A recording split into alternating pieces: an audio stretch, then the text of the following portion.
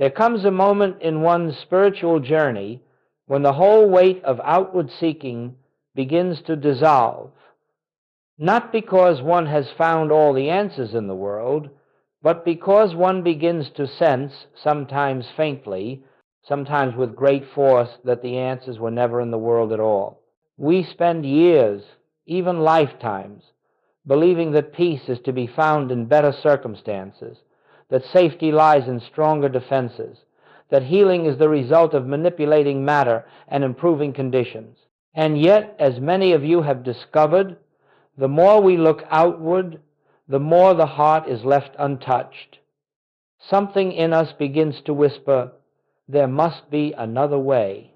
And indeed there is, but it is not a way found in books or rituals or in the opinions of men. It is a way discovered only through a turning within. The Master revealed this inner path in the simplest, most misunderstood statement in all of spiritual teaching: I am. Those two words, unadorned, unqualified, pure, carry within them the entire secret of spiritual life. Not I am something, not I am becoming, not I hope to be, but simply I am. For in those words, spoken without attachment to person, there is a recognition that the life we have called mine was never personal life at all, but the infinite expressing itself as individual being. Joel Goldsmith spent his earthly years pointing students back to this simple recognition, teaching that God is not something we reach for, nor a power we invite into our affairs, but the very essence of our own identity. And so this 7-day practice we are embarking upon is not a method, nor a discipline, nor a way to change conditions. It is not an attempt to add truth to the mind or to secure blessings from a distant deity. No, it is a gentle, quiet returning to the source that has never been absent. Practicing the presence is not thinking about God, nor is it praying to God. It is the recognition that the presence is already the life of your being, and that all fear, all lack, all discord arise only when we forget this and identify ourselves with the passing shadows of this world. For the next 7 days, our aim is simple: to make room in consciousness for the awareness of the infinite. Just a crack in the door is enough. A brief pause in the stream of thought, a moment of inner stillness, a quiet acknowledgement of the I that lives itself as you. This is all that is required. As you take these steps, not with strain but with receptivity, you will find that life begins to unfold from within, and the burdens you once carried begin to lighten, not because they have been solved by human effort, but because you no longer carry them as a personal self. Let us begin this journey, then, not as seekers striving toward a distant goal, but as those who are awakening to what has always been true. Rest for a moment in the awareness that the I which hears these words is not the limited person you have believed yourself to be, but the presence itself, eternal, inexhaustible, whole. From this recognition, everything that needs to unfold will unfold, and everything that needs to fall away will fall away, all without your striving. Simply be willing to let the next 7 days reveal what has forever been your own identity. It must be understood from the very beginning that truth in and of itself does not transform. If truth alone brought freedom, then anyone who has ever read a scripture or listened to a sermon would walk in perpetual peace. Yet we know this is not so. There are multitudes who can recite profound statements, who can argue theology, who can repeat spiritual principles, and still they suffer, still they fear, still they struggle. And the reason is simple. Truth known with the mind is not truth realized in consciousness. There is an immeasurable difference between the intellectual grasp of spiritual ideas and the living experience of the presence that those ideas point to. We are not on this path to accumulate concepts. We are not here to improve the mind's storehouse of beliefs. The mind, no matter how educated or well-informed, can never reveal God. It can never grasp infinity. It can only produce images, opinions, and memories. But the presence we seek is not of the mind, it is the very essence of being. And so, if we wish to experience God not as a theory, not as a hope, but as the living reality of our own existence, then we must allow consciousness itself to be transformed. This is why practice is necessary. Not to make truth true, but to make truth alive. You may say, but I already know that God is within, or I already know that I am spiritual. Yes, you may know it, but if the slightest disturbance in the outer world can unsettle your peace, then the knowing has not yet become realization. If the news of the world can frighten you, if the actions of others can anger you, if the body sensations can dominate your thought, then you are still living from the personal sense of self. And the personal self, no matter how spiritual its language may sound, will always be vulnerable, always be striving, always be seeking somewhere outside itself for what already lies within. Practice, therefore, is not an effort to bring God into our experience. It is the gentle dissolving of all that obscures the awareness of the presence that is already here. Practice is not an attempt to become spiritual. It is the noticing that we have mistakenly believed ourselves to be something other than spirit. Practice is not a discipline imposed upon a reluctant mind. It is the quiet, joyful turning from the noise of the world to the stillness where truth is realized. Even a moment of true recognition, a moment in which the mind falls silent and the feeling of presence rises, does more to transform consciousness than a lifetime of repeating spiritual phrases.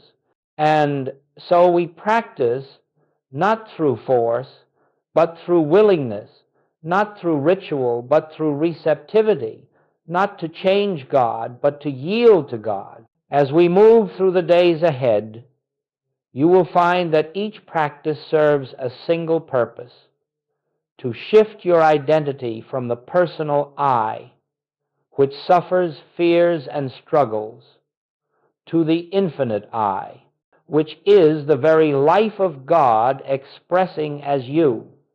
When this shift begins, even faintly, something changes. Fear loses its foundation.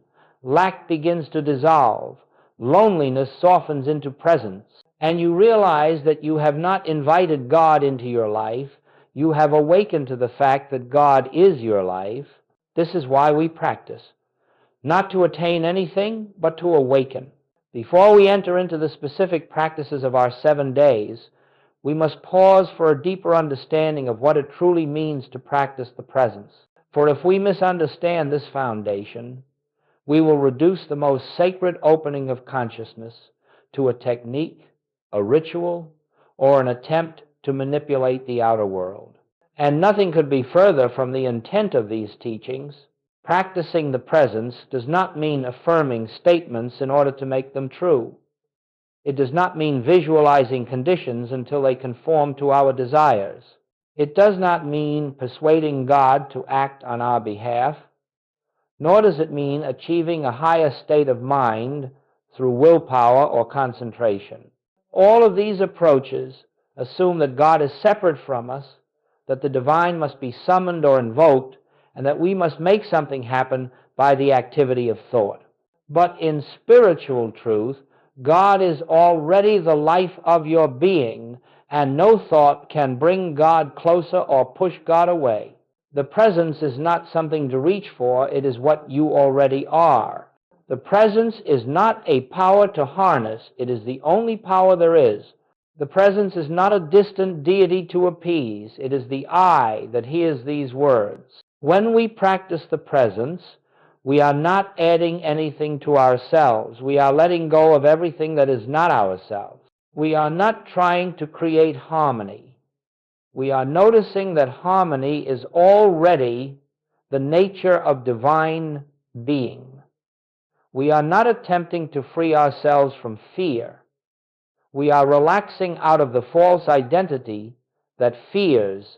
We are not striving to become spiritual.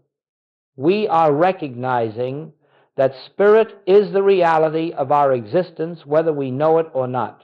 Joe Goldsmith often reminded his students that the presence does not respond to words, thoughts, or formulas. The presence reveals itself in the silence of inner receptivity, when the personal sense of self loosens its grip and we become willing to let God be God. This willingness is the heart of practice. Not effort, willingness. Not strain, openness. Not command, surrender. To practice the presence is to sit quietly, even for a few seconds, with the recognition that there is a life within you that is not dependent upon the world, a life that was never born and will never die, a life that needs no improvement, no protection, no defense, a life that is whole, complete, and utterly free, a life that is expressing as you, yet is not confined to your personality, your story, your history, or your conditions. When you turn your attention inward and become aware even faintly of this living presence, something shifts. The personal I, with all its fears and demands, begins to fade, and the infinite I, the Christ of your own being, begins to shine through. This is not a mystical event reserved for a few. It is the natural state of every soul when it ceases to identify with the world's appearance and returns to the truth of its source. Therefore, as you move through these 7 days, remember, you are not practicing to make something happen. You are practicing to stop interfering with what is already happening. You are not practicing to bring God into your affairs. You are practicing to recognize that there is no place where the presence is not. You are not practicing to improve the outer life. You are practicing to awaken to the inner life that governs the outer effortlessly. This is the foundation. With this understanding, the simplest pause becomes a doorway into infinity, and the faintest recognition of I am becomes the seed of realization. Everything that follows in the coming days rests upon this sacred truth. God is the I of your being, and practicing the presence is the remembrance of that fact. On this first day, we begin with the simplest and yet most transformative of all spiritual practices, a brief, gentle pause. Do not underestimate the power of this. It is not merely a break in activity. It is a doorway through which you step out of the hypnotism of the personal self and into the awareness of the infinite presence. And you will discover that the smallest opening in consciousness, the tiniest moment of stillness, carries more spiritual potency than hours spent thinking about truth. During this day, I ask only that you pause 2 or 3 times each hour. No technique, no formula, no recitation. Simply pause. Let the breath be natural. Let the shoulders release. Let the mind do whatever it wishes to do. And then in that moment of stillness, turn inward and gently ask, who is aware right now? Do not try to answer the question. Do not search the mind for explanation. Simply rest in the question itself. In that pause, something remarkable occurs. The personal I, the one made of memory and tension, the one that believes itself to be responsible for everything, loses its authority. It softens, it loosens, it becomes transparent. And through that opening, the deeper I, the spiritual I, begins to make itself known, not through words, not through visions, not through sensation, but through a quiet sense of presence, a stillness that was always there but rarely noticed. This pause is the beginning of liberation from the tyranny of thought. For every fear begins as a thought. Every worry begins as a thought. Every judgment, every impulse, every story you tell about yourself begins as a thought. If you can pause even for a few seconds and observe the mind rather than identify with it, a great truth reveals itself. You are not the mind, you are the awareness in which the mind appears. You are the presence that witnesses the coming and going of thoughts without being touched by them. Joel Goldsmith taught that the mind is not a tool for finding God. The mind is the veil that obscures God. When you pause, the veil thins. When you pause, you step out of the stream of thinking and into the stillness where truth is realized. The pause is therefore not an interruption of your spiritual life. It is the spiritual life. It is the moment in which you return from the world of appearances to the inner kingdom where all harmony, all peace, all supply already exist. As you practice this today, you will notice something subtle but unmistakable. The pause begins to interrupt the habitual reactions of the personal self. A moment of irritation arises. Pause. A fear about the future appears. Pause. A judgment about yourself or another forms. Pause. In each pause, you quietly step back and remember. The I that is aware of this is not disturbed. The I that is aware of this is not afraid. The I that is aware of this is the presence itself. Do not expect fireworks. Do not expect revelations. Simply pause. Let the rest unfold of its own accord. For in the pause, even if it lasts only a breath, you touch the edge of freedom. You begin to sense that the true I, the I that Jesus spoke of, the I that Goldsmith devoted his life to revealing, is not the anxious self you have been trying to fix, but the eternal self that needs no fixing at all. Let today be the day you learn to stop for a moment and return to your own being. Let today be the beginning of living not as a person in the world, but as the presence observing the world. One moment at a time, one pause at a time, you are stepping back into the truth of what you are. On this second day, we turn to one of the most sacred disciplines in the entire spiritual path, the watching of the words I am. For in all of Scripture, in all of mystical teaching, no phrase carries greater significance or greater creative power.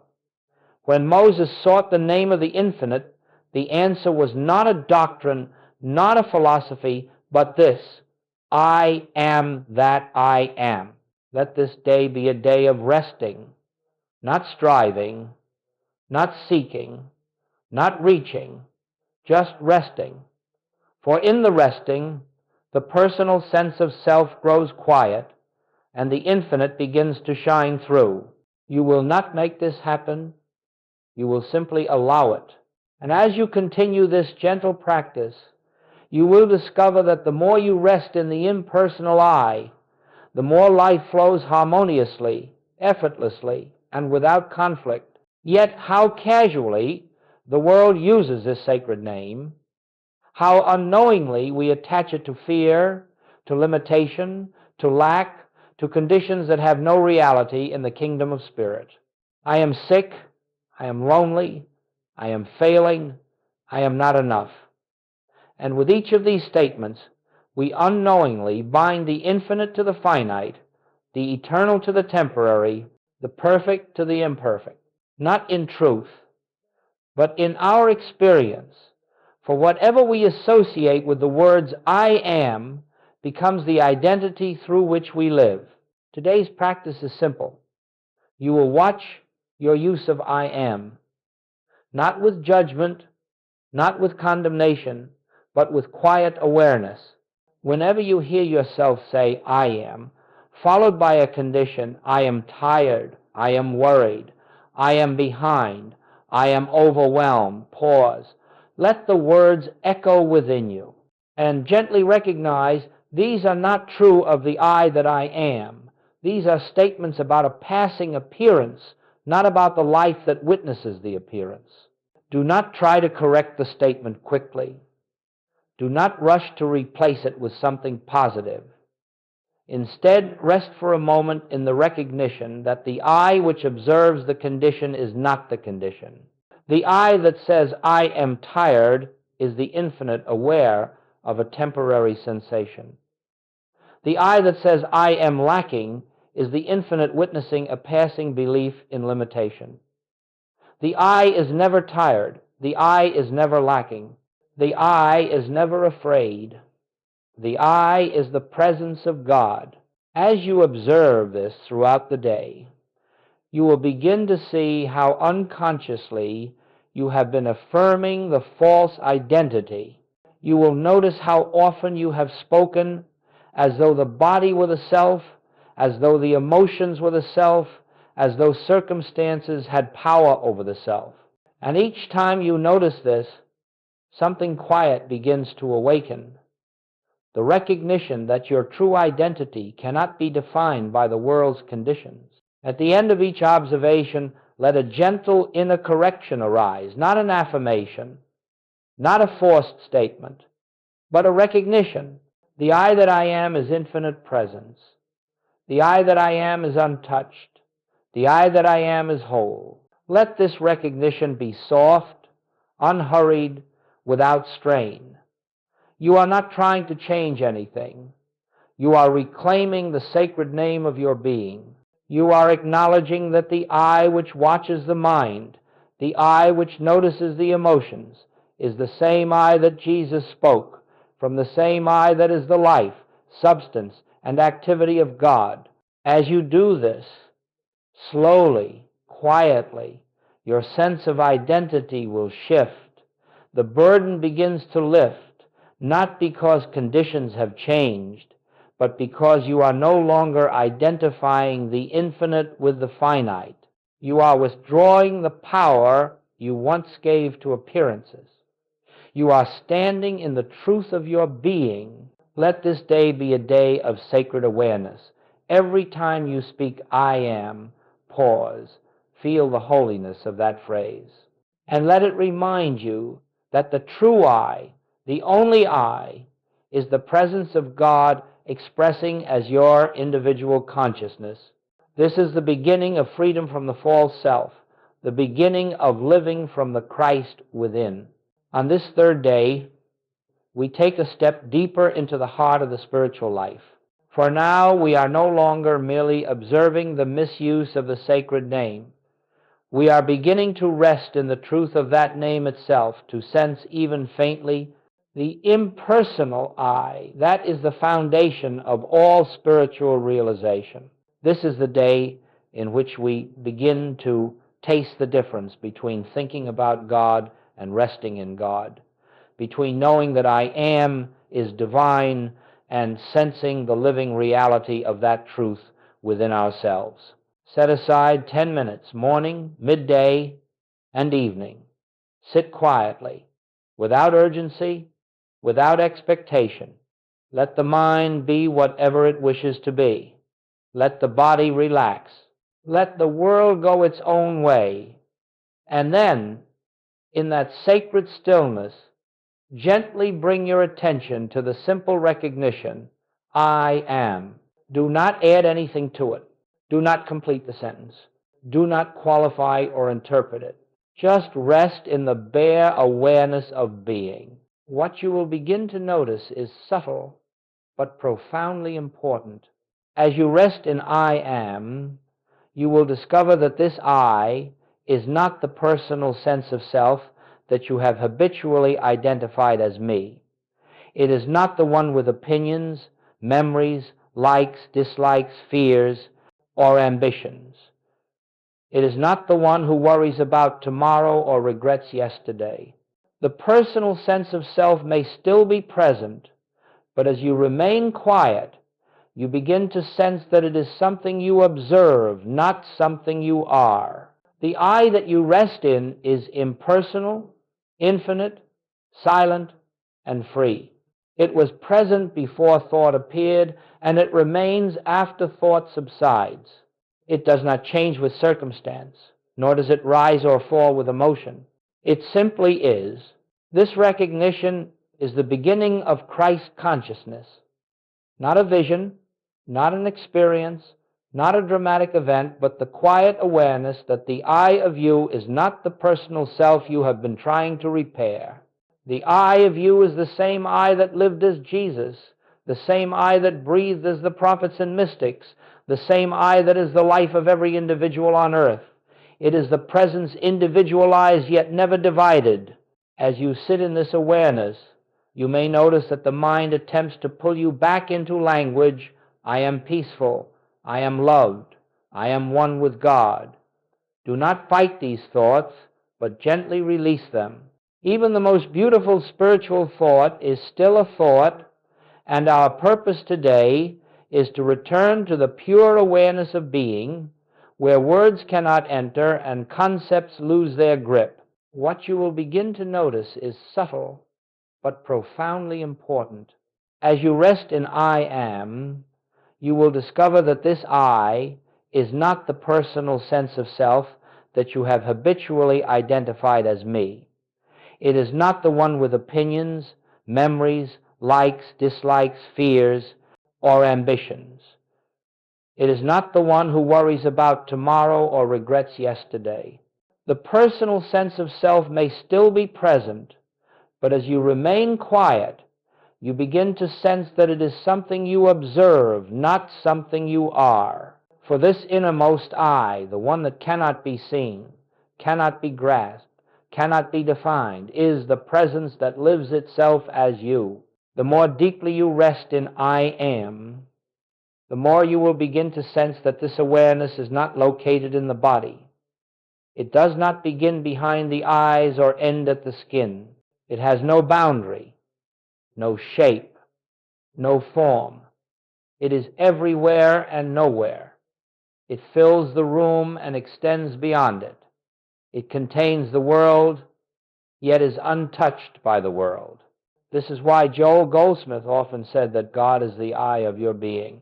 Not because you have controlled anything, but because you have ceased to interfere. Today, do not try to achieve spiritual realization. Instead, let realization reveal itself. Let the I that you truly are rise into awareness. Let the silence speak. Let the stillness be its own fulfillment. For the I am is not something you become, it is what you have always been. On this fourth day, we enter a realm of practice that many students overlook. Yet without it, no one can come into the fullness of spiritual realization.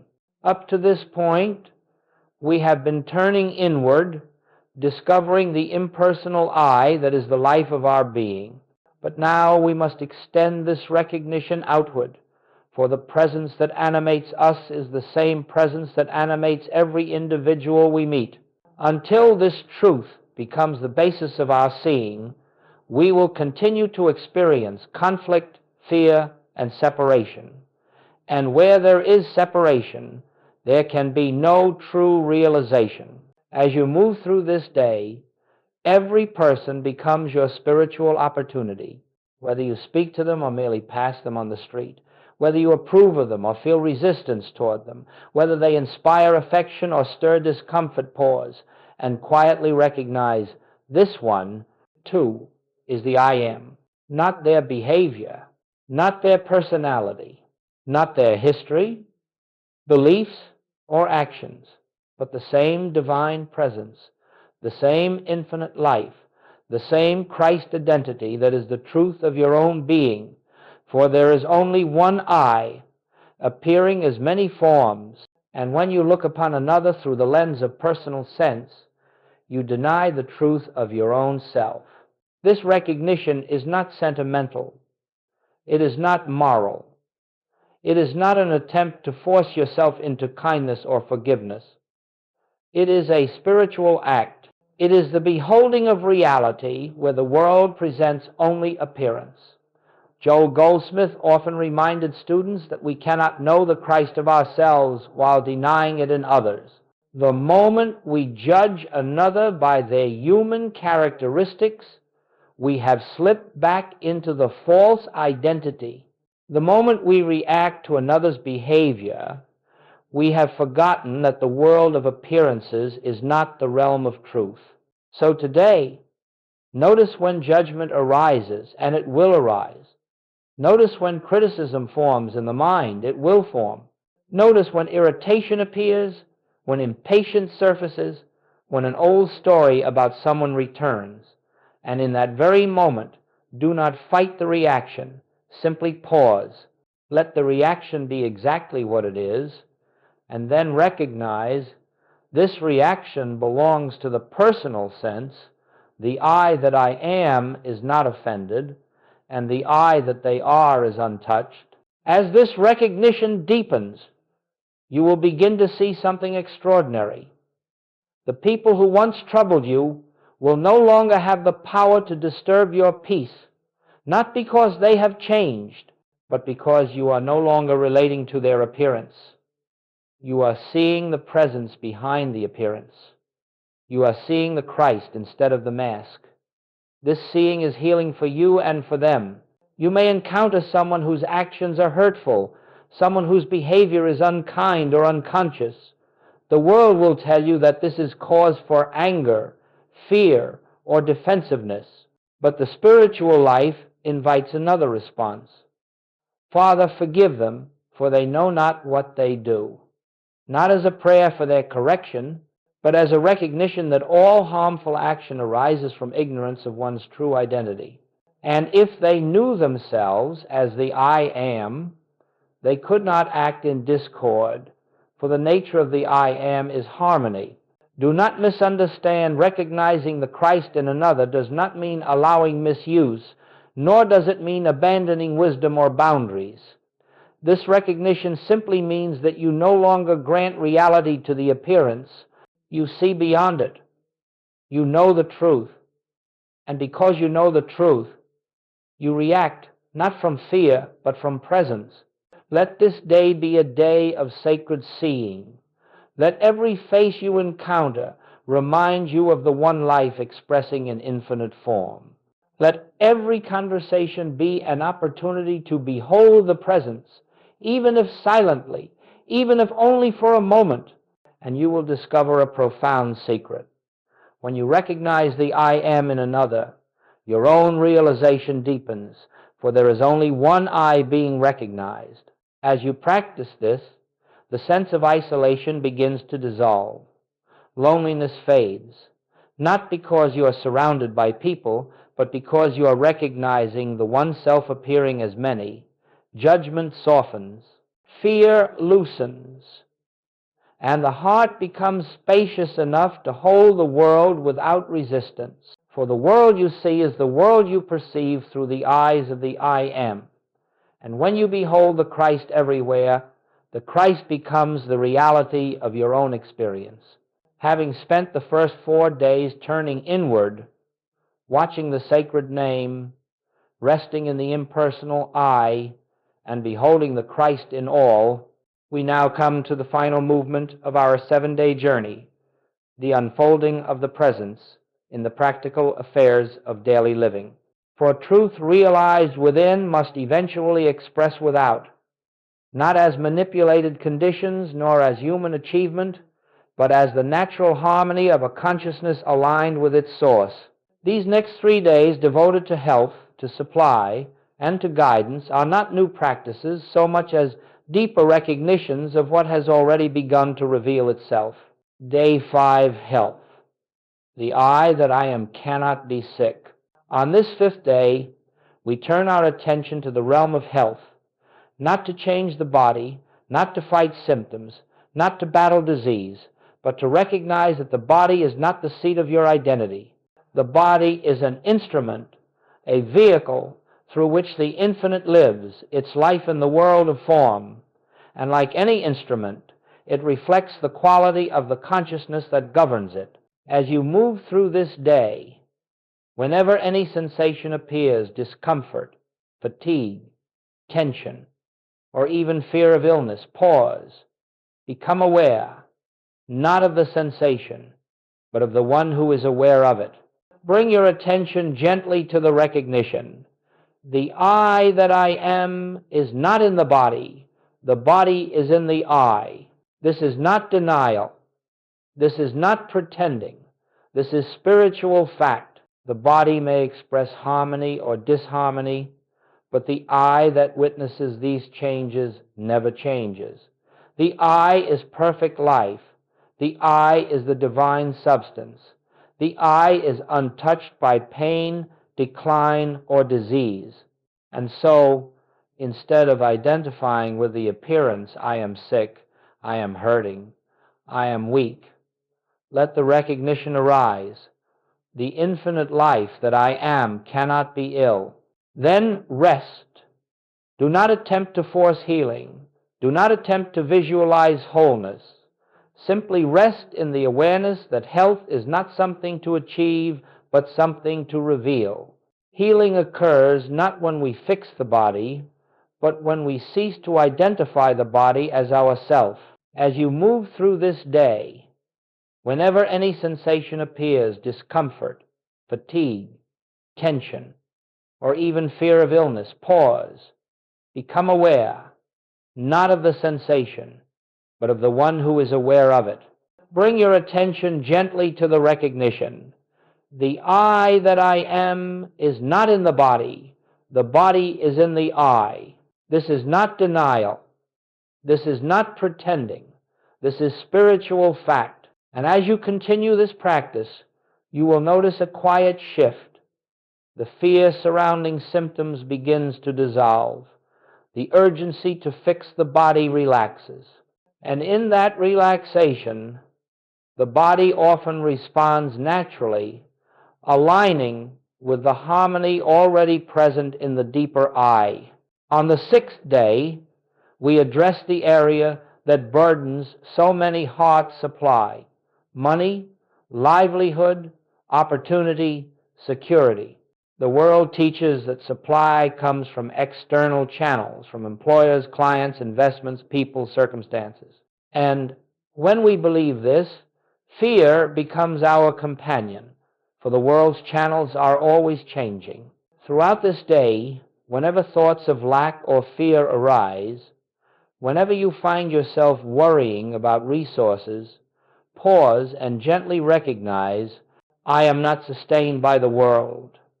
I am sustained by the infinite. Not as a statement of hope, but as a recognition that the presence within you is the only real source of all that appears as supply.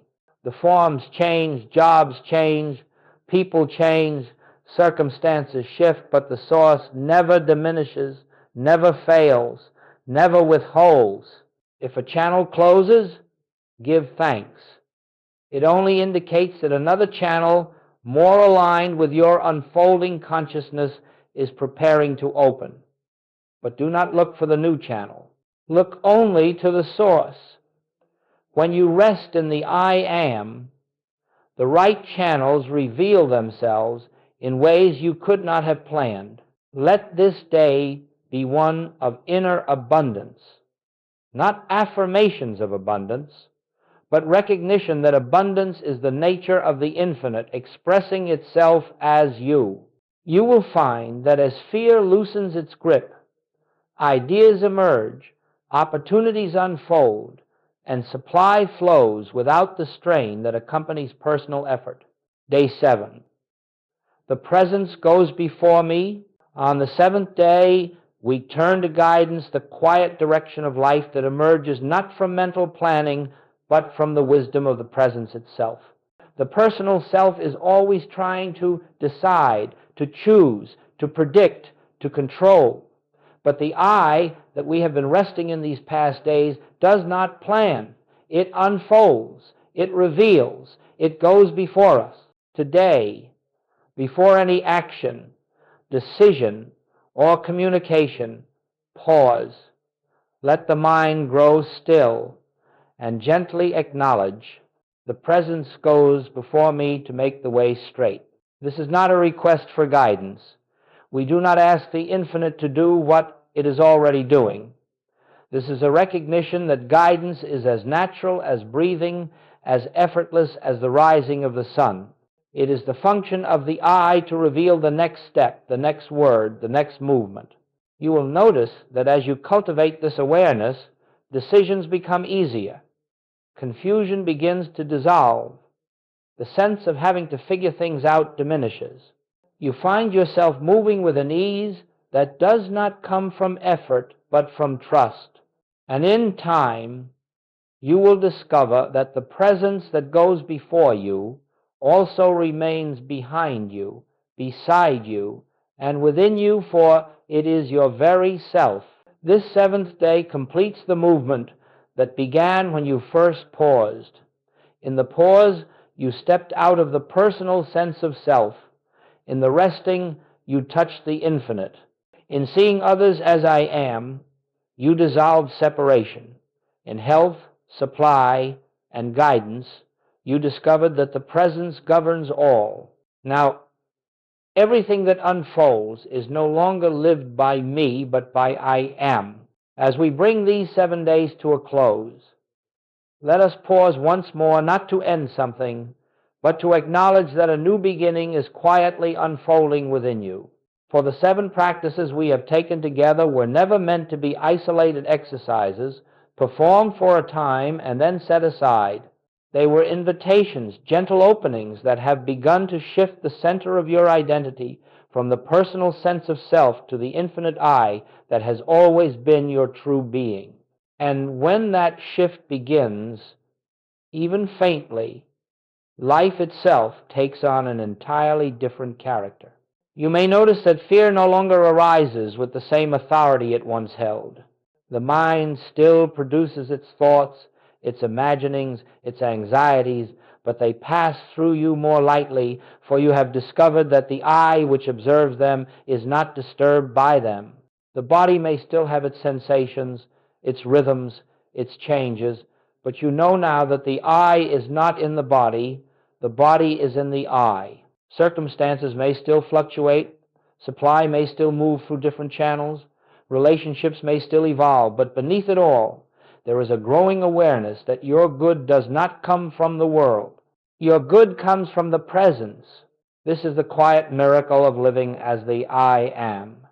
Not that conditions suddenly become perfect, but that you are no longer conditioned by them.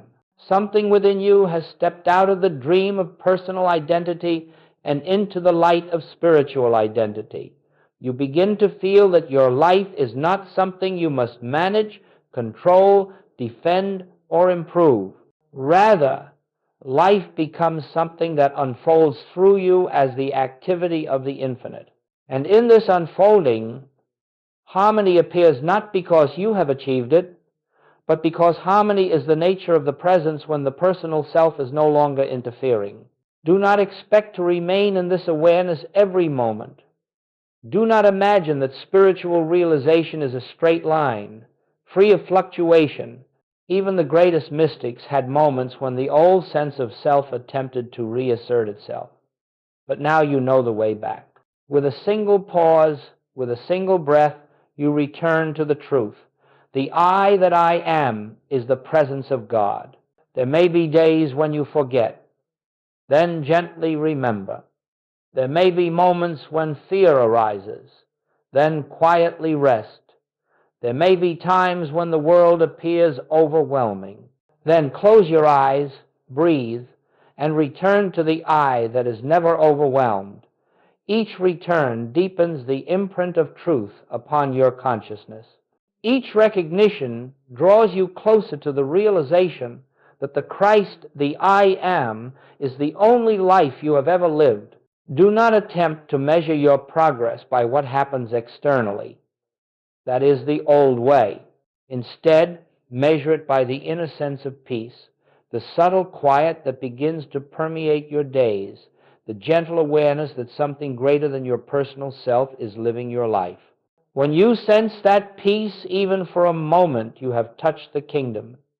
And that moment is enough to change the trajectory of your spiritual journey forever.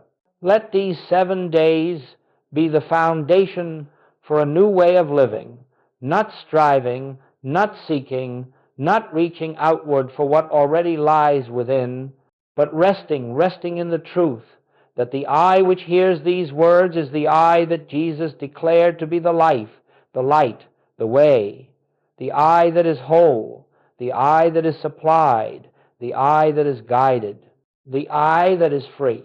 As you go forward, may each breath remind you, I am. Not as a concept, not as an affirmation, but as the living presence that governs, sustains, and expresses as your very being. And in this recognition, let your life unfold quietly, naturally, effortlessly, as the activity of the infinite expressing through you,